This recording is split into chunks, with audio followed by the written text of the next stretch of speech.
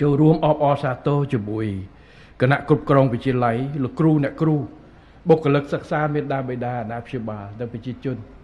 នៅក្នុងក្រុងកាត់ខ្មៅហើយជាពិសេសសិស្សានុសិស្សដែលកំពុងរៀននៅក្នុងវិទ្យាល័យសេរីភាពយើងទីនេះចំពោះសមិទ្ធផលថ្មីដែលយើងដាក់សម្ពោធបន្ថែមហើយយើងកំពុងតែកសាងបន្ថែមទៀតដើម្បីធ្វើយ៉ាងណាឲ្យបានផលកាន់តែច្រើនឲ្យបានក្មួយចំនួនក្រោយកាន់តែមានលទ្ធភាពល្អជាង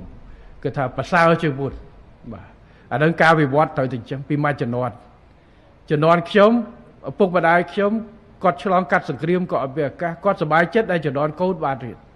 ហើយជំនាន់ខ្ញុំឲ្យតែកូនជំនាន់កូនខ្ញុំកាន់តែប្រសើរជាងខ្ញុំយើងល្អហើយទៅឯងពីណាដែលមានកូនមួយជំនាន់យើងអត់ចំណែនកូនយើងទេ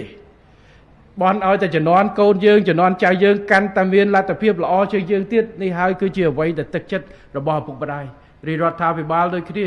ពីមួយចំនួន